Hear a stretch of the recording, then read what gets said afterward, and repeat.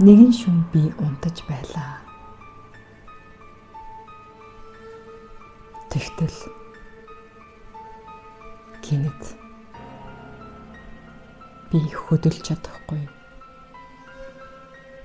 Хөшчихлөө. Хүтэн хөлс минь цуваад дуурья дуурч чадахгүй. Орилё орилж чадахгүй. Дэмэл тэжээнэн хэвтэн. Тийхүү тэжээнэн хэвтэж явах үед би зөвхөн нүдэл нээж чадсан. Намайг нүдэ нээх агшинд та нар намайг юу харсан гэж бодож байна. Та нар итгэхгүй дээ. Яагаад гэвэл би өөрийгөө олж харсан.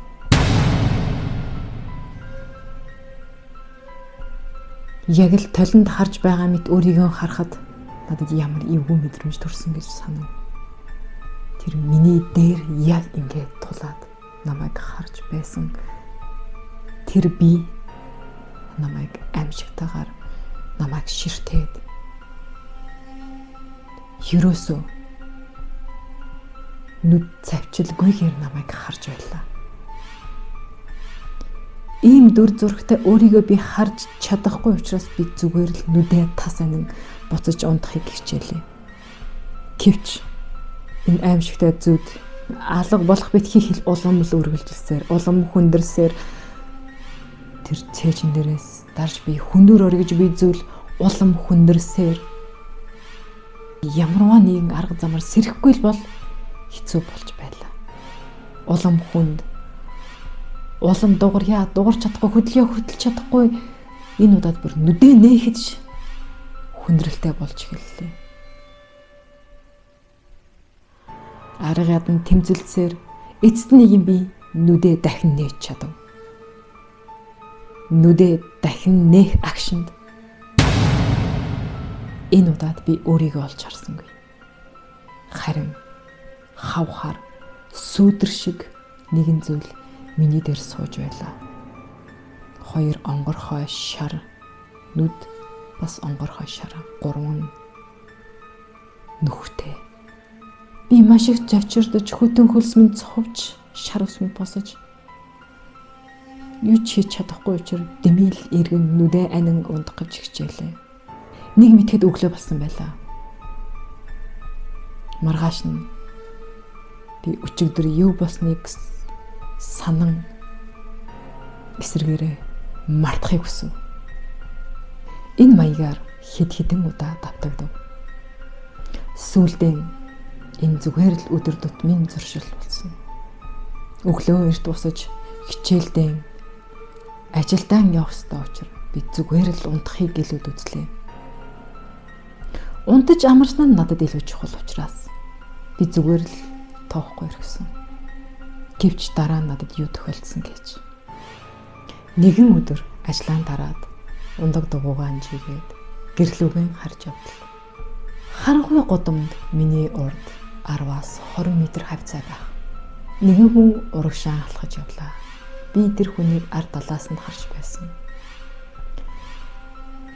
Би ундаг дугуйтай учир илүү хурдан мэдээж.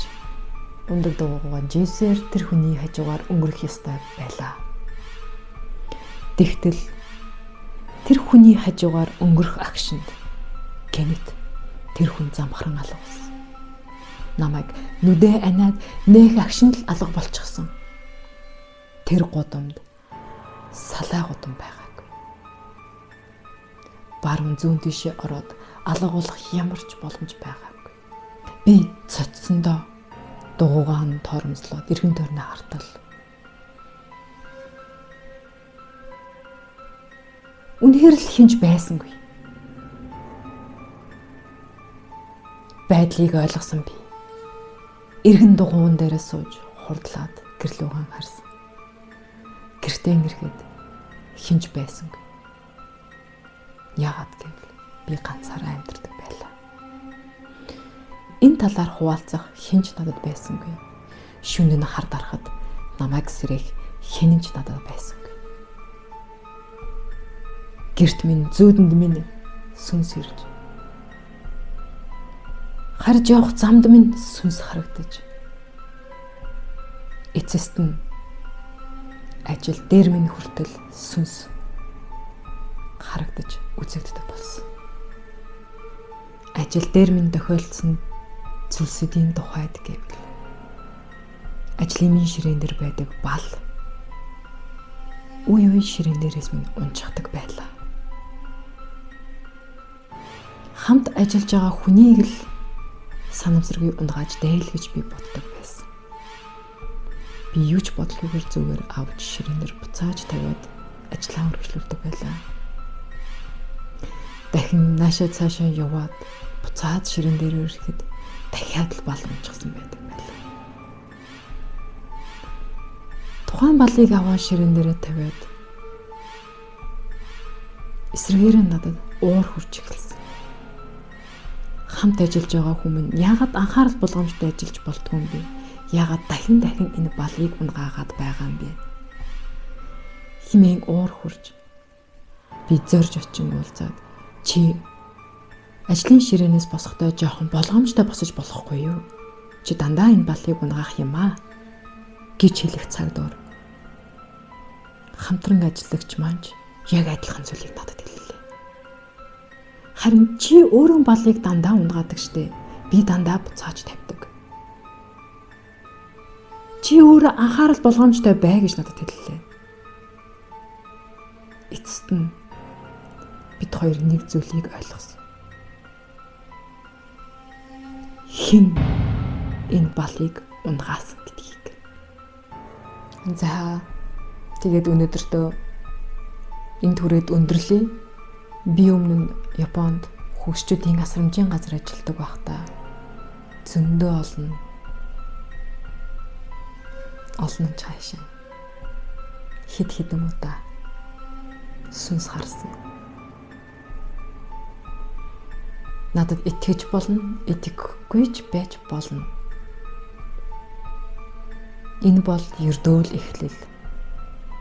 Хэрвээ надаар үргэлжлүүлээд хөгшчүүдийн асрамжийн газрын сүнсний талаар яриулахыг хүсвэл намайг subscribe дарж дэмжээрэй. Бас энэ бичлэгэн дээр лайк дараад комент бичээрэй. Энэ удаагийн бичлэг энд хүрээд өндөрлөж байна.